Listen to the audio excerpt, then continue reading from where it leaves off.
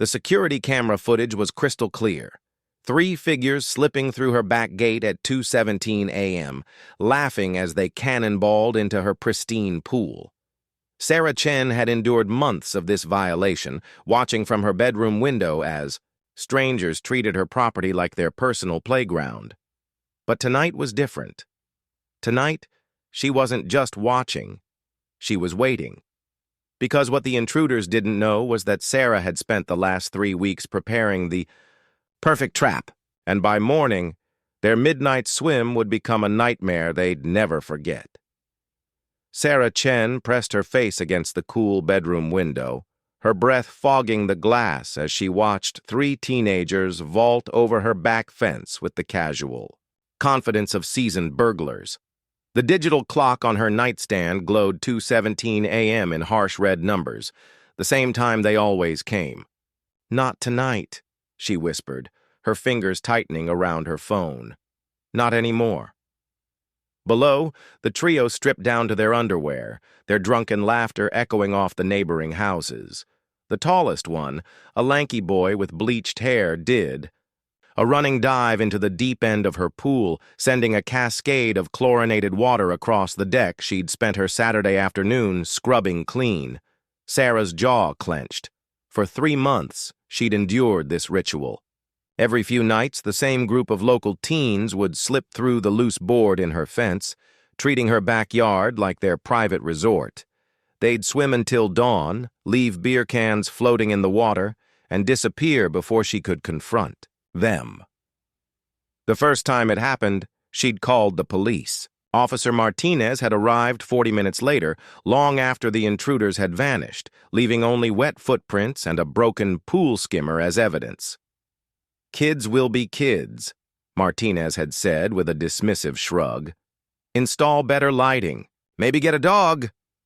The second time, Sarah had stormed outside in her bathrobe, screaming at them to leave. They'd laughed at her, actually laughed, before reluctantly gathering their clothes and sauntering away through her flower beds, crushing her prized begonias under their bare feet. "Crazy old lady," one of them had called back. "Get a life." Sarah was 34.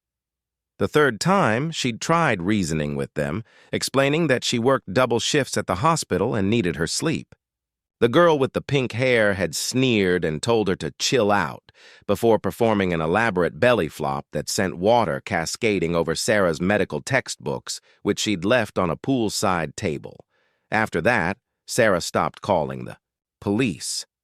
She stopped confronting them. Instead, she started planning. Now, watching them desecrate her sanctuary once again, she felt the familiar surge of rage mixed with something new. Anticipation. Because tonight, everything changed. Her phone buzzed with a text from her neighbor, Mrs. Patterson. "They're back again. Want me to call the cops?" Sarah typed back quickly. "Don't. I'm handling it this time." 3 dots appeared then. "What are you going to do?" Sarah didn't reply. Instead, she slipped into her clothes and crept downstairs, her bare feet silent on the hardwood floors. The house felt different in the darkness, larger, more alive with possibility. In the kitchen, she paused, at the sliding door that led to the pool deck. Through the glass, she could see them clearly. The bleached blonde boy doing laps while his friends sat on the pool's edge, their legs dangling in the water. One of them had brought a Bluetooth speaker, and bass-heavy music thumped across her, property with complete disregard for the sleeping neighborhood. Sarah recognized them from around town. The tall one was Derek Morrison, whose father owned the auto repair shop on Main Street. The girl with the pink hair was Chloe Martinez, ironically Officer Martinez's daughter. The third was Kyle Santos, a sophomore who worked part-time at the local grocery store where Sarah bought her weekly supplies. They weren't strangers. They were her neighbor's children, kids she'd watched grow up from a distance, which somehow made their violation even more personal. Taking a deep breath, Sarah unlocked the sliding door and stepped onto the deck. The music stopped abruptly. 3 pairs of eyes turned toward her, wide with surprise and alcohol-dulled fear. "Oh, shit," Derek whispered, treading water in the middle of the pool. "It's cool," Chloe said, though her voice cracked slightly. "We were just leaving." "No," Sarah said quietly. "You weren't." Kyle started to stand, water streaming from his legs. "Look, lady, we don't want any trouble. Sit down," Sarah commanded, her voice carrying the authority she'd developed during years of managing emergency rooms and dealing with unruly patients. "All of you, we need to talk."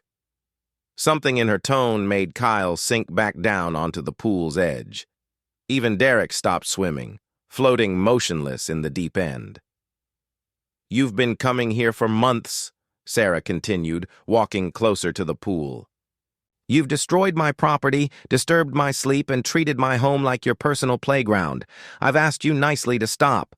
I've called the police. I've tried everything reasonable." "We'll pay for any damage," Derek started. "Will you?" Sarah laughed, but there was no humor in it. "You'll pay for the broken skimmer, the crushed flowers, the water bills from refilling my pool every time you contaminate it with your bodily fluids?" Chloe flushed red. "We don't lie to me." Sarah's voice cut through the night air like a blade. "I've seen the footage. I know exactly what you do in my pool." The 3 teenagers exchanged nervous glances. For the first time since this nightmare began, Sarah felt a flicker of satisfaction. They were scared. "Good." "Here's what's going to happen," she said, circling the pool like a predator. "You're going to get out of my water. You're going to put on your clothes, and you're going to listen very carefully to what I have to say." Derek swam toward the shallow end, his movements cautious. "What if we just leave, right now, and never?" "Come back." "Too late for that," Sarah replied. "You had your chance, multiple chances." As the 3 intruders climbed out of the pool, dripping and shivering in the cool night air, Sarah felt a strange calm descend over her. She'd spent weeks planning for this moment, running through scenarios and contingencies until every detail was burned into her memory. "Put on your clothes," she said, pulling a folding chair from the poolside storage box. She sat down, making it clear she wasn't going anywhere. "This is kidnapping," Kyle muttered, struggling into his damp jeans. "No," Sarah corrected. "This is a conversation. You're free to leave anytime you want, through the front door, but if you do, I'll be making some phone calls, starting with your parents." The color drained from Chloe's face. "You can't." "I can.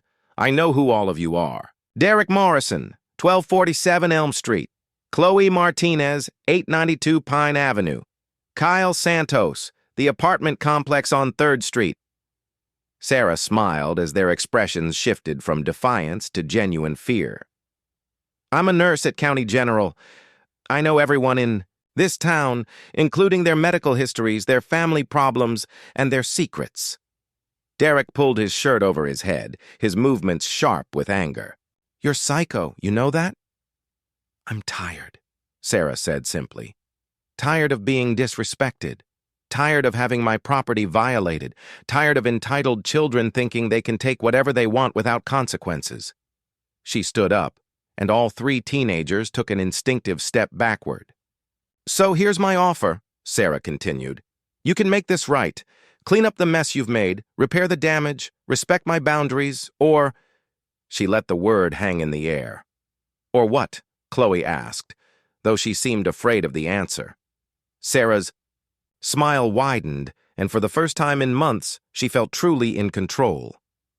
"Or you can find out exactly how creative a night shift ER nurse can get when she's pushed too far." The teenagers huddled together, whispering urgently. Sarah couldn't make out their words, but she could read their body language. Confusion, fear, and something else. Calculation.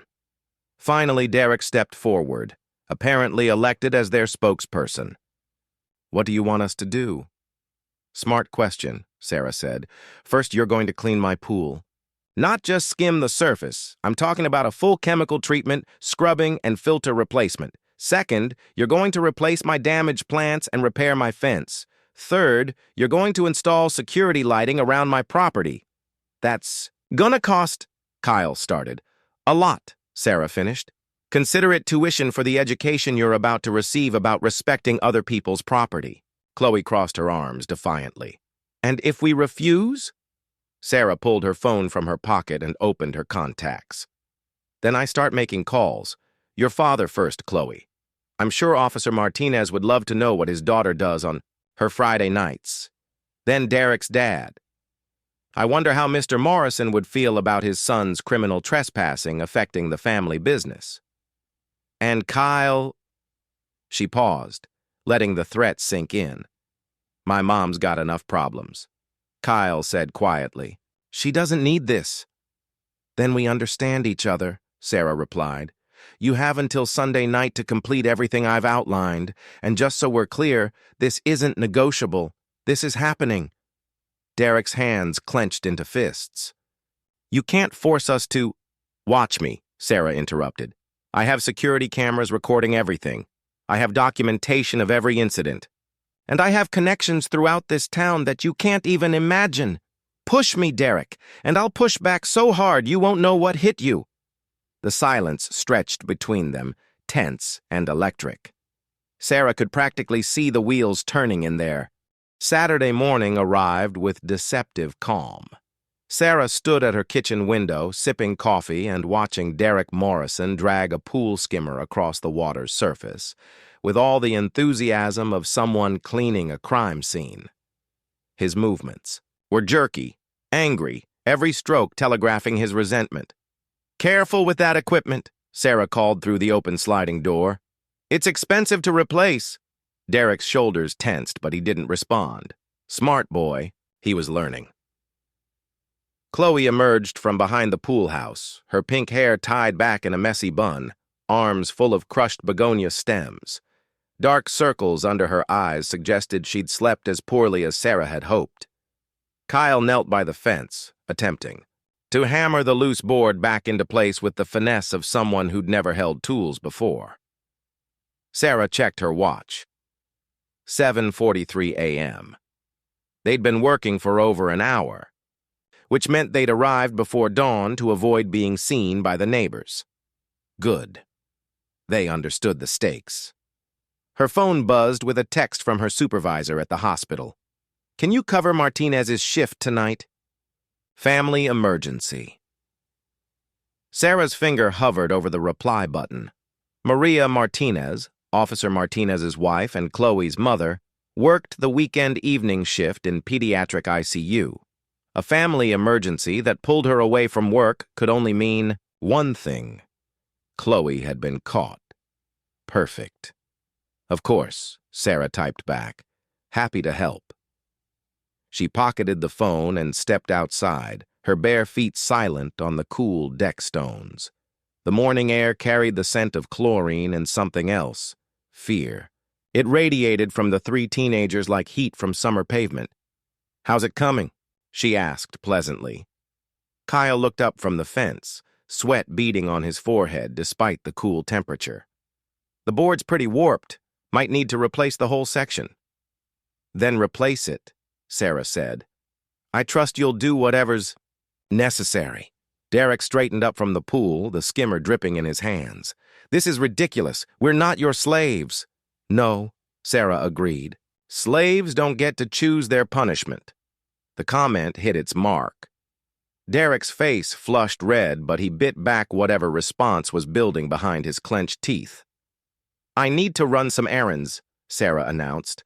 I'll be back this afternoon to check your progress. The chemical testing kit is in the pool house. Make sure the pH and chlorine levels are perfect before you leave. As she turned to go, Chloe's voice stopped her. My mom's been trying to call me all morning. Sarah paused, not turning around. Family problems? You know something about this, Chloe accused. You said you knew everyone in town. Now Sarah did turn, her expression carefully neutral. I work at the hospital, Chloe. I see a lot of families during their worst moments. Sometimes, those moments spill over into other areas of their lives. What's that supposed to mean? It means, Sarah said, walking closer until she could see her reflection in the girl's frightened eyes, that actions have consequences. And sometimes those consequences ripple out in ways you never expected. She left them to puzzle over that cryptic statement while she gathered her purse and keys. As she backed out of her driveway, Sarah caught a glimpse of the three teenagers huddled by the pool, their voices urgent and worried. Let them worry. Worry was productive. The hardware store on Main Street buzzed with Saturday morning activity. Sarah moved through the aisles with purpose, selecting items from a mental list she'd been refining for weeks. Motion-activated cameras, industrial zip ties, weatherproof storage containers, and several bottles of a harmless but particularly foul-smelling chemical compound used for septic system maintenance. At the checkout counter, Bill Henderson rang up her purchases with the easy familiarity of someone who'd been selling hardware to the same customers for 30 years. "Big project?" he asked, scanning the cameras. "Security upgrade," Sarah replied. "I've been having some trouble with trespassers." Bill's expression darkened. "Sorry to hear that. Kids these days don't respect other people's property like we were raised to." "Don't worry," Sarah said, accepting her receipt. "I'm handling it."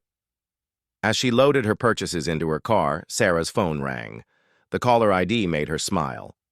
"Officer Martinez." "Sarah? This is Roberto Martinez with the police department. We met a few months back about your trespassing situation." "Of course, Officer Martinez. What can I do for you?" A pause. "I was wondering if you'd seen anything unusual last night. My daughter, she didn't come home until very late, and she's being evasive about where she was." Sarah let silence stretch between them before responding. "I'm sorry to hear you're having family troubles, Roberto. Teenagers can be so difficult." "Yeah, well, if you notice anything suspicious around your property, please don't hesitate to call." "Actually," Sarah said, "I think my trespassing problem might be resolving itself. Sometimes people just need the right motivation to change their behavior." Another pause. "That's good to hear. Take care, Sarah." The line went dead. Sarah sat in her car for a moment, savoring the conversation. Officer Martinez knew. Maybe. He didn't have proof, but he knew his daughter was involved. And now he was trapped between his duty as a police officer and his instinct to protect his child. Perfect. By the time Sarah returned home, the sun had climbed high enough to burn off the morning chill. The teenagers were still working, though. Their movements had grown sluggish with exhaustion and resentment. Derek stood waist-deep in the pool, scrubbing algae from the water line with a brush that looked too small for the job.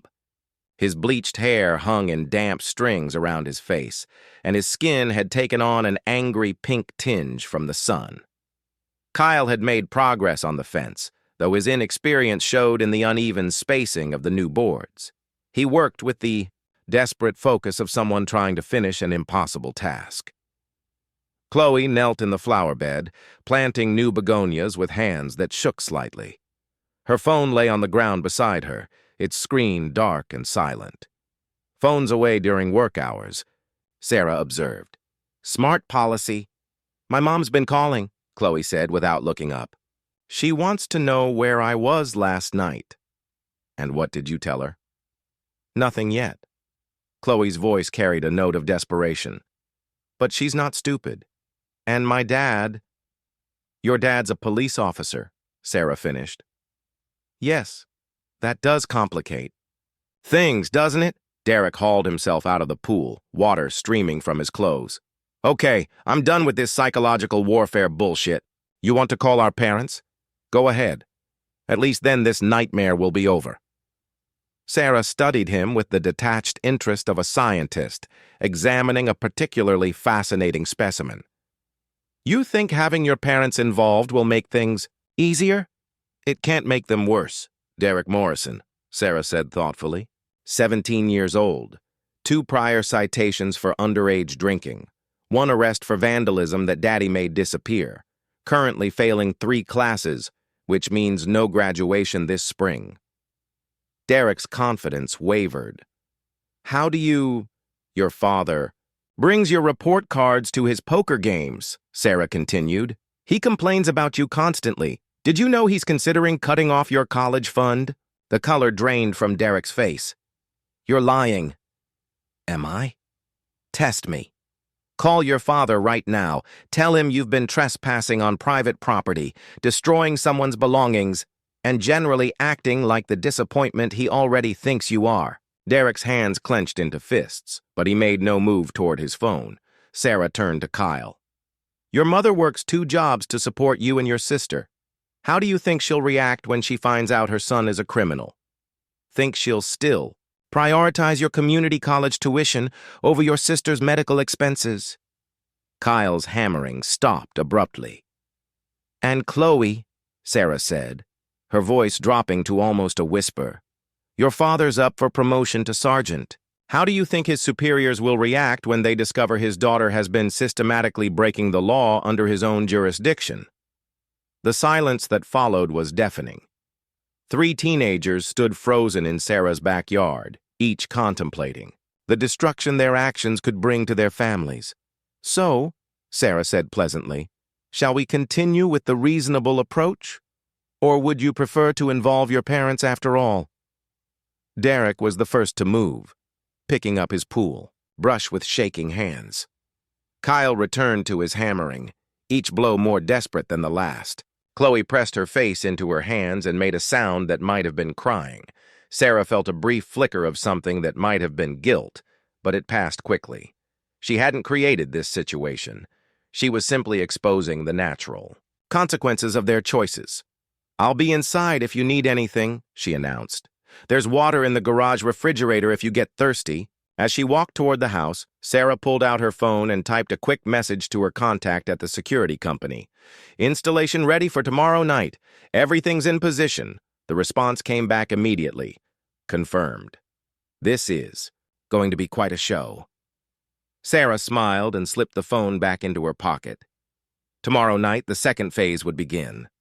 And by Monday morning, Derek, Chloe, and Kyle would understand that their punishment was far from over. In fact, it was just beginning. By evening, the 3 teenagers had made remarkable progress. The pool sparkled under the security lights, its chemical balance perfectly calibrated. The fence stood straight and solid, with new boards that gleamed like fresh scars against the weathered wood. Even the flower bed looked better. Sunday evening descended on Maple Street like a curtain falling on the final act of a play.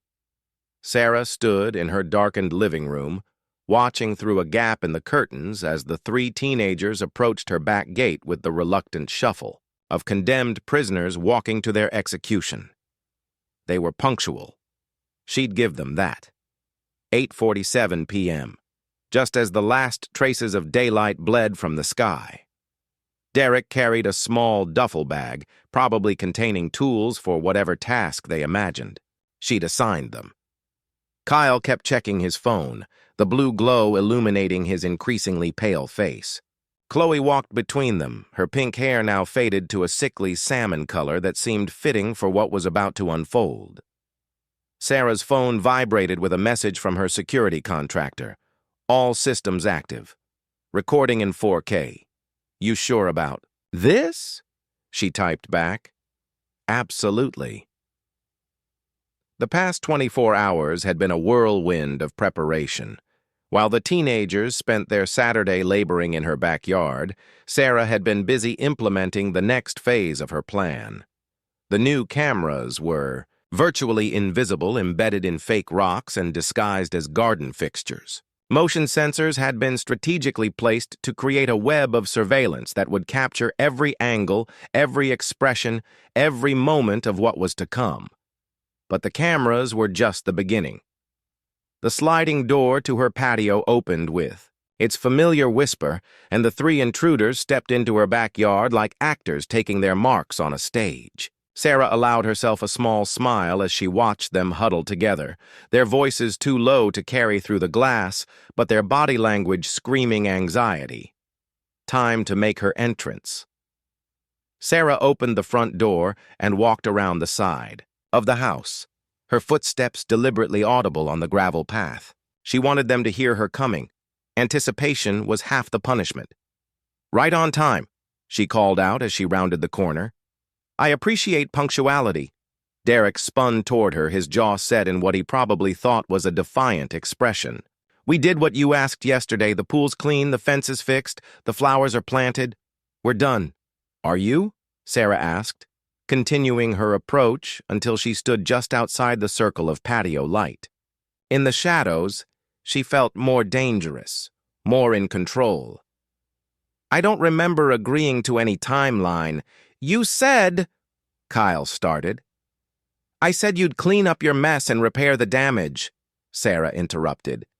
"But I didn't say that would be the end of it." Chloe stepped forward, her hands trembling slightly.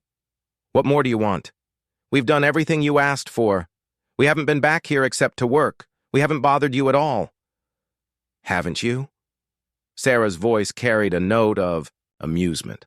"Tell me, Chloe, how many times have you driven past my house this week? How many times have you slowed down, staring at my property, probably planning how to get back at me?"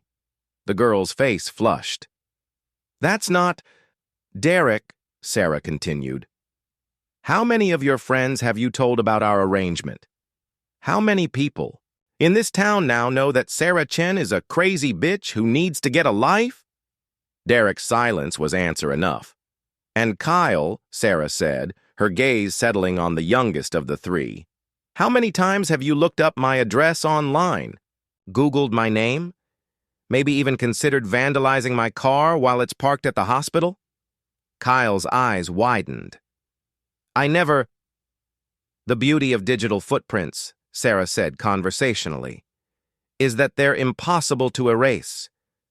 Everything you've searched, every site you've visited, every nasty comment you've posted on social media about me, it's all documented." She pulled out her phone and tapped the screen. "Would you like to hear what Derek posted on Instagram yesterday?" Quote, "Some psycho neighbor is making us do yard work like we're prisoners. Can't wait to show this bitch what real trouble looks like." End quote. Derek's face went white. "How did you—" "I'm a nurse, Derek. I have friends in IT, friends in security, friends in places you've never even thought about. Did you really think you could plot against me without consequences?" The three teenagers exchanged panicked glances. Sarah could practically see their confidence crumbling like a house built on sand. "Here's what's going to happen," she continued, her voice taking on the clinical tone she used when delivering bad news to patients' families. "You're going to sit down on those pool chairs. You're going to listen to what I have to say. And then you're going to make a choice that will determine the rest of your lives." "We're leaving," Derek announced, taking a step toward the gate. "You can call the cops, call our parents, post whatever you want online. We're done with this." "Psycho shit, Derek Morrison," Sarah said quietly, and something in her tone made him freeze mid-step. "Do you know what Rohypnol is?" The blood drained from his face completely. "What?" "It's a drug commonly known as a date rape drug. Colorless, odorless, virtually undetectable once it's in someone's system. Very popular with a certain type of predator." "I don't know what you're talking about," Derek whispered. "Don't you?" Sarah stepped into the light, and for the first time, the teenagers could see her clearly. She was wearing surgical scrubs and latex gloves, and her expression was completely calm. Last weekend, at the party at Jessica Hartwell's house, Amanda Pierce passed out in the upstairs bedroom. She doesn't remember much about that night, but she remembers you being there when she woke up. Derek shook his head frantically. "That's not... She was just drunk." "Amanda came to the ER the next morning," Sarah continued relentlessly. "Standard procedure for suspected sexual assault. Blood work, toxicology screening, rape kit, the whole process." The silence that followed was deafening.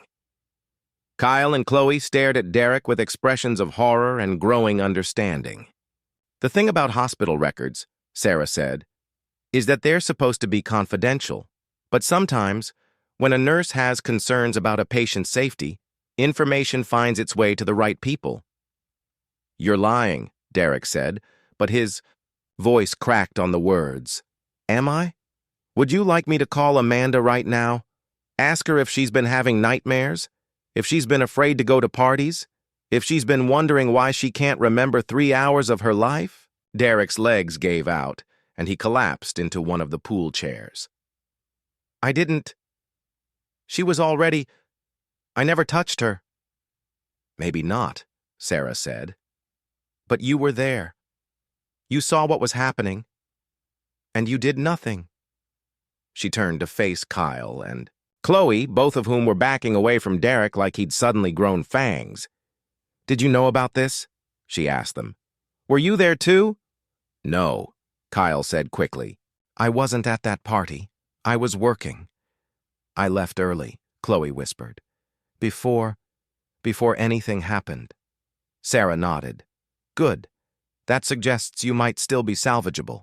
She walked over to the pool house and retrieved a folding table, which she set up in the middle of the patio. From her pocket, she pulled out a thick manila envelope and placed it on the table's surface.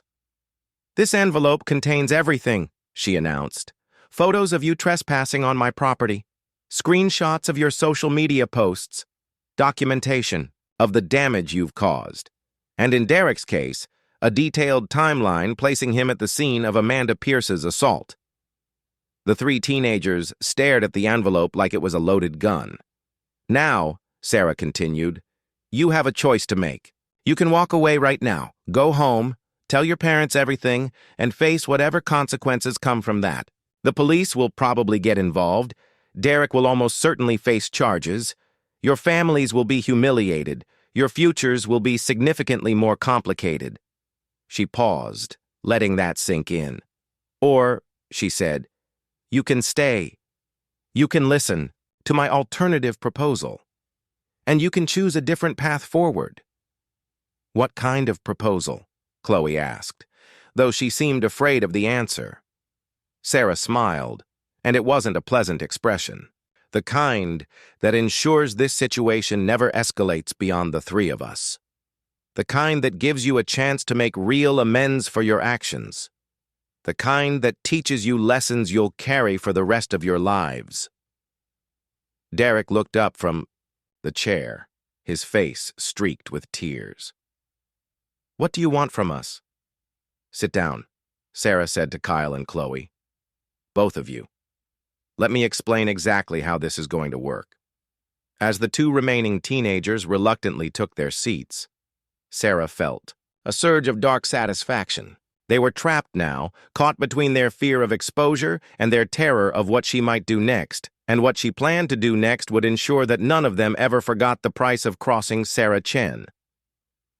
Phase 1 was about cleaning up your mess, she said, beginning to pace around the table like a prosecutor addressing a jury. Phase 2 was about understanding consequences. Phase 3, she stopped directly behind Derek's chair, close enough that he could feel her presence like a cold shadow. Phase 3 is about justice.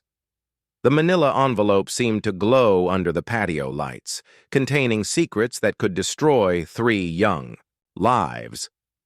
But Sarah had no intention of using those secrets, not yet anyway, because what she had planned for Derek Morrison, Chloe Martinez, and Kyle Santos was so much worse than simple exposure. She was going to remake them entirely. Here's how this works, she said, her voice taking on the hypnotic cadence of someone accustomed to being obeyed. For the next month, you belong to me. Your evenings, your weekends, your free time, all mine. You'll do exactly what I tell you, when I tell you, without question or complaint. 3 weeks into their new reality, Derek Morrison sat in his car outside the women's shelter, his hands gripping the steering wheel so tightly his knuckles had turned white. Through the windshield, he could see the modest brick building where he'd spent every Tuesday and Thursday evening listening to stories that carved pieces out of his soul. Tonight was different, though. Tonight, Amanda Pierce was inside. His phone buzzed with a text from Sarah. Go in. She's waiting for you in conference room. Derek's stomach lurched. He'd known this moment would come eventually. Sarah had a talent for orchestrating the perfect psychological torture, but he'd hoped for more time to prepare. 3 weeks of hearing other women's stories had already shattered most of his defenses. Facing Amanda directly might finish the job. "I can't do this," he typed back with shaking fingers. The response came immediately. "You can, and you will." Or, "Would you prefer I release the photos from that night?" Photos. Derek's blood turned to ice water. Sarah had never mentioned having photos before. What photos? The ones Jessica's security cameras captured. Amazing what people forget about these days. Ring doorbells, hidden nanny cams, teenagers posting everything on social media. Did you know Brandon live-streamed part of that party? Derek's vision blurred. At the edges, he'd forgotten about Brandon's constant social media documenting. The kid filmed everything, posted it all to his Instagram stories without thinking about consequences. "Go inside, Derek. Face what you've done. Or I start making calls." With legs that felt like concrete, Derek stumbled out of his car and walked toward the shelter's entrance. The receptionist, a woman named Carol who'd grown used to his weekly visits, buzzed him through with a sympathetic smile. "Conference room B," she said gently. "Take your time." The hallway seemed to stretch forever. Derek's footsteps echoed off the institutional walls, each step bringing him closer to a reckoning he'd been avoiding for months. When he reached the conference room, he paused with his hand on the doorknob, gathering what remained of his courage. Amanda sat at the far end of a long table, her back straight and her hands folded in front of her. She looked different from the laughing, carefree girl he remembered from school. Thinner, more fragile, with dark circles under her eyes that spoke of sleepless nights. "Hello, Derek," she said quietly. "Amanda." His voice came out as barely a whisper. "I didn't know you'd be here. Ms. Chen suggested I might benefit from talking to you." Amanda's tone was carefully neutral, but Derek could see the tension in her shoulders. "She said you might have something to tell me about that night." Derek collapsed into a chair across from her, his mind racing. How much did Amanda know? How much had Sarah told her? "I don't," he started, then stopped. The words felt like glass in his throat. Amanda studied his face with the intensity of someone who'd learned to read people's expressions for signs of danger. "Do you know what the worst part is?" she asked, suddenly. Derek shook his head. "It's not the nightmares, though. Those are pretty terrible. It's not even the way I flinch when men get too close to me now. It's the not knowing." Her voice remained steady, but her hands had started to tremble. "I have 3 hours of my life that are just gone. And I keep wondering what happened during those hours. What was done to me? Who was there? Who could have helped me but chose not to?" Each word hit Derek like a physical blow. He'd spent weeks listening to other women's stories, but hearing Amanda's pain in her own voice was infinitely worse. "I remember you being there," she continued. "I remember seeing your face when I woke up. You looked scared." "I was," Derek whispered. "Scared. Of what? Of getting caught? Or scared of what you'd done?" The question hung in the air between them like a blade. Derek felt something fundamental breaking inside his chest, a wall he'd built to protect himself from the full weight of his actions. "I didn't touch you," he said, the words tumbling out in a desperate rush. "I swear to God, Amanda, I never laid a hand on you." "But you were there." "Yes, and you saw what was happening." Derek closed his eyes, but the memory played behind his, eyelids in vivid, shameful detail. Amanda passed out on Jessica's bed, other guys laughing, making jokes, suggesting things. The sick feeling in his stomach as he realized what they were planning. "Yes," he whispered. "And you did nothing." The accusation hit him like a physical slap.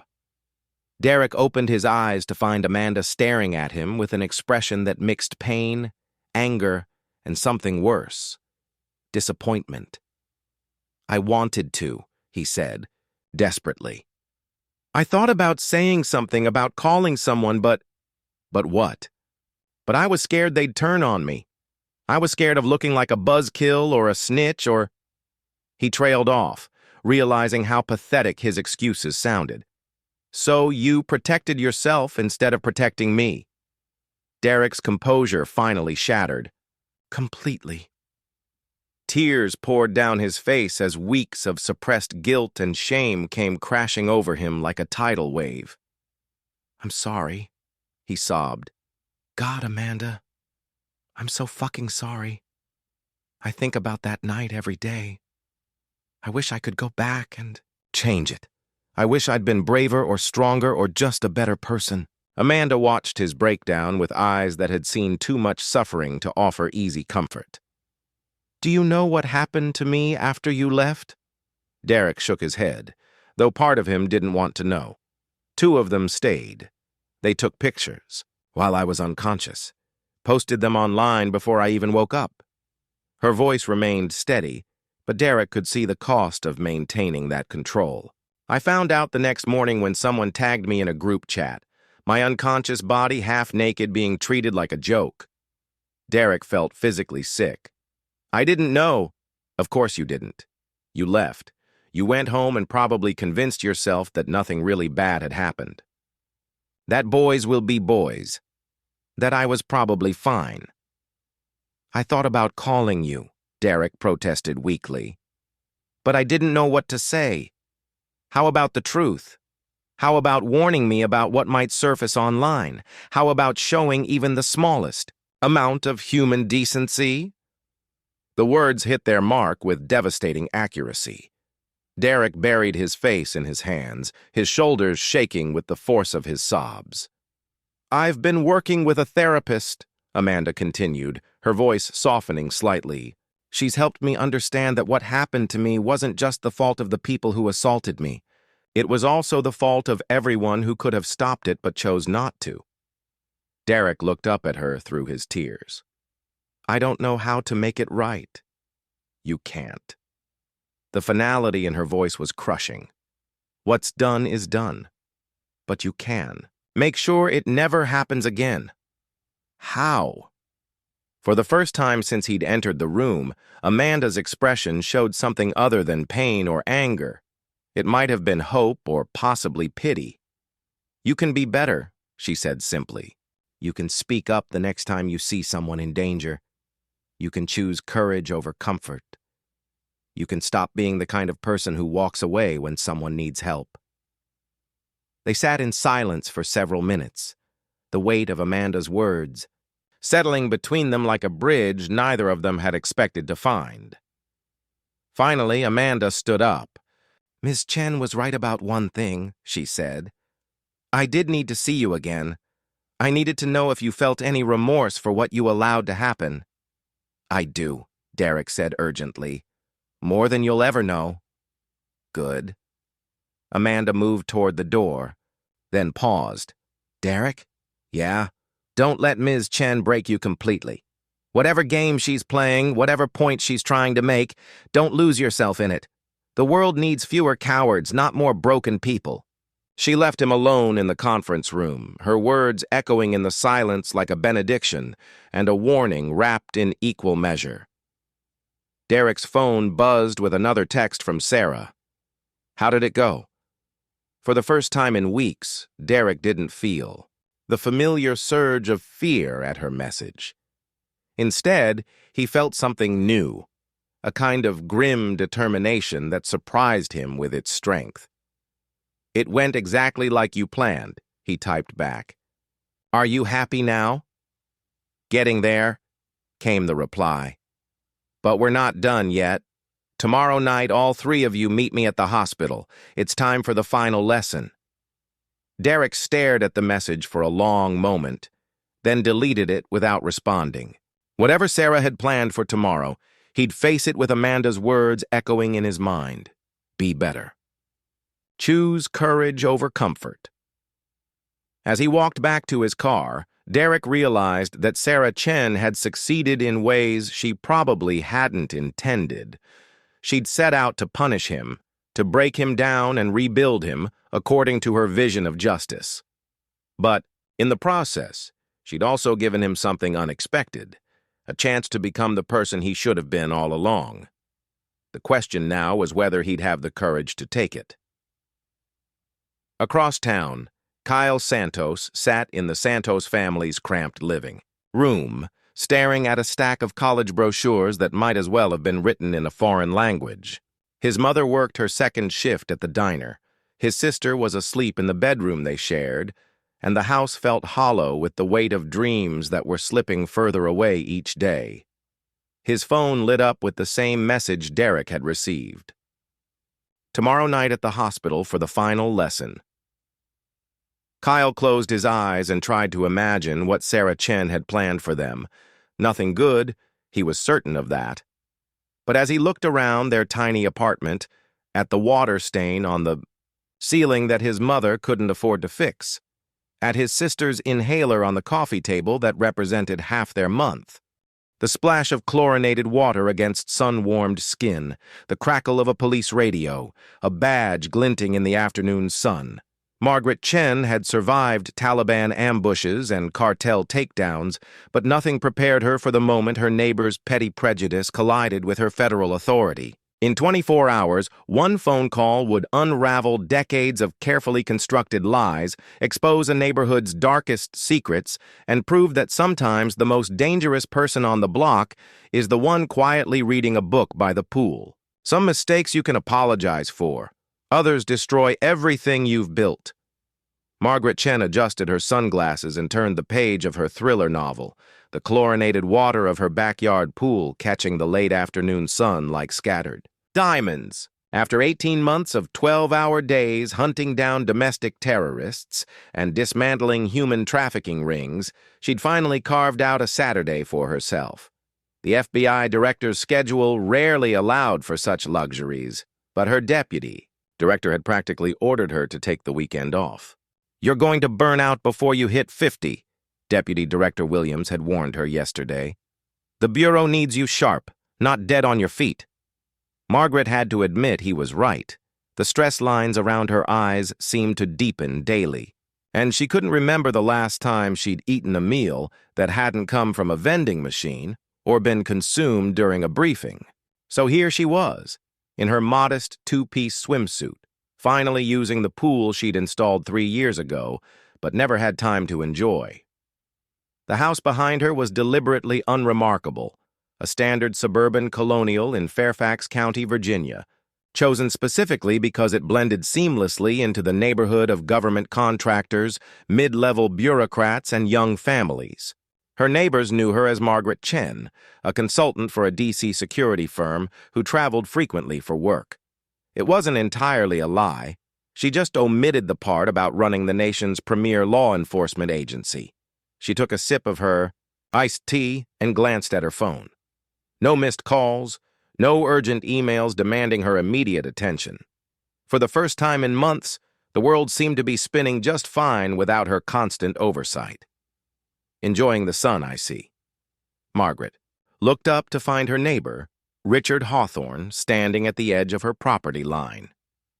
He was a tall, thin man in his early 60s with prematurely white hair and the kind of perpetually pinched expression that suggested chronic dissatisfaction with the world around him.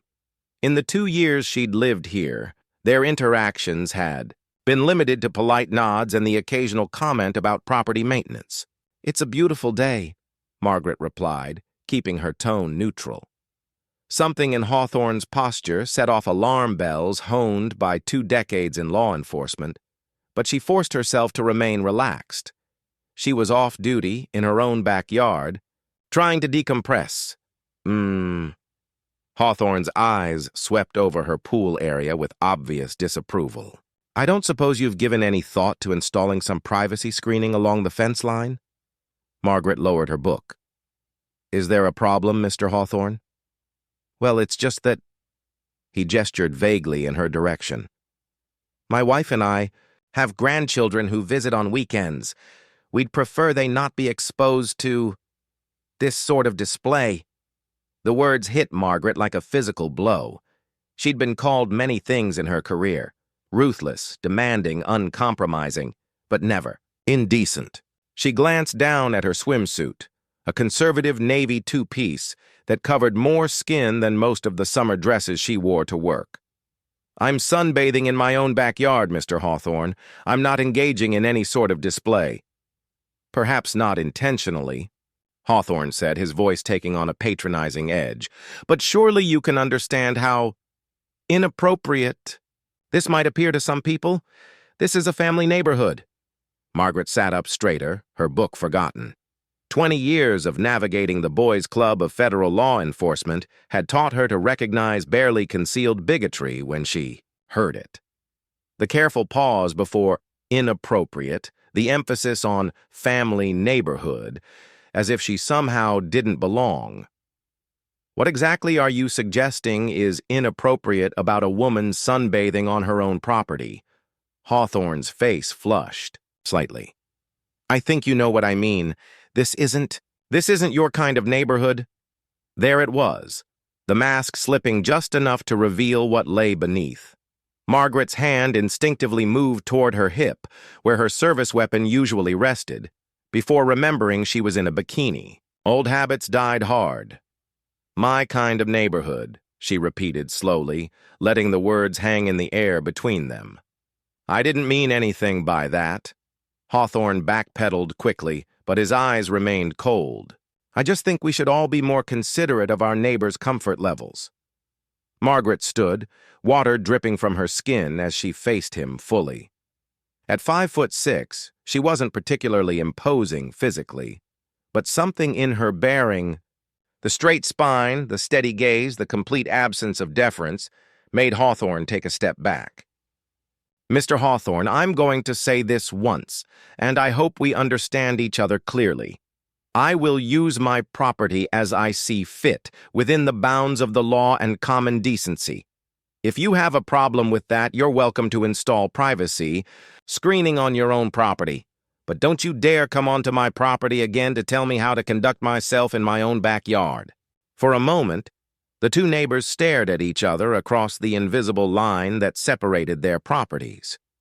Margaret could see the calculation happening behind Hawthorne's eyes, the impulse to escalate warring with some instinctive recognition that he might be out of his depth. "We'll see about that," he said finally, turning on his heel and stalking back toward his house. Margaret watched him go, her appetite for relaxation thoroughly spoiled. She'd dealt with far more dangerous adversaries than a racist suburban busybody, but something about the encounter left her deeply unsettled. Maybe it was the reminder that even here, in her own sanctuary, she couldn't completely escape the prejudices that had followed her throughout her career. She gathered her things and headed inside, the peaceful afternoon suddenly feeling like a distant memory. As she dried off in her kitchen, she caught sight of Hawthorne through the window, standing in his backyard with his phone pressed to his ear, his free hand gesturing animatedly, making a complaint to the Homeowners Association. Probably. Margaret almost smiled at the thought. She'd reviewed contracts worth billions of dollars. She was fairly confident she could handle suburban politics. An hour later, as she was preparing dinner, the doorbell rang. Margaret peered through the front window and felt her stomach drop. 2 uniformed officers from the Fairfax County Police Department stood on her porch, looking official and slightly uncomfortable. She opened the door, acutely aware that she was now in shorts and a t-shirt while they were in full uniform. "Officers, how can I help you?" The older of the two, a sergeant with graying temples and kind eyes, cleared his throat. "Ma'am, I'm Sergeant Rodriguez. This is Officer Kim. We received a complaint about, indecent exposure at this address." Margaret blinked. "Indecent exposure?" "Yes, ma'am. A neighbor called to report that you were, sunbathing inappropriately in your backyard where children might see you." The absurdity of the situation might have been funny if it weren't so insulting.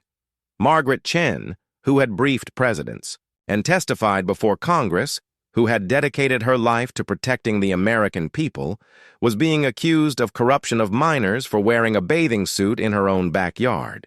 Officers, I was wearing a standard two-piece swimsuit while sunbathing on my own property. I wasn't visible from any public areas, and I wasn't engaging in any inappropriate behavior. Sergeant Rodriguez looked genuinely uncomfortable. Ma'am, we have to follow up on all complaints, but between you and me, this seems like a neighbor dispute that got blown out of proportion. If you were on your own property and reasonably covered, you haven't violated any laws. I appreciate that, Sergeant. But I have to ask, did the complainant provide any photographic evidence of this alleged indecent exposure? Officer Kim shifted uncomfortably. No, ma'am, just a verbal complaint. And did anyone actually witness children being present during the time I was outside? No, ma'am. The complainant said his grandchildren visit on weekends, but they weren't there today. Margaret nodded slowly. So we have a complaint about a hypothetical offense against hypothetical victims, filed by someone who didn't actually witness any illegal activity. The two officers exchanged glances. Sergeant Rodriguez cleared his throat again. Ma'am, you're absolutely right. We'll file our report indicating no violations were observed or substantiated. I'm sorry you were bothered with this. I understand. You were doing your job, officers. Thank you for being professional about it. As the police cruiser pulled away from her curb, Margaret stood in her doorway, watching Hawthorne peer through his front window.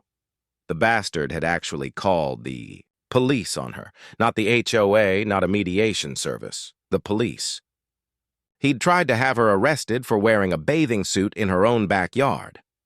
Her phone buzzed with an incoming text from Deputy Director Williams.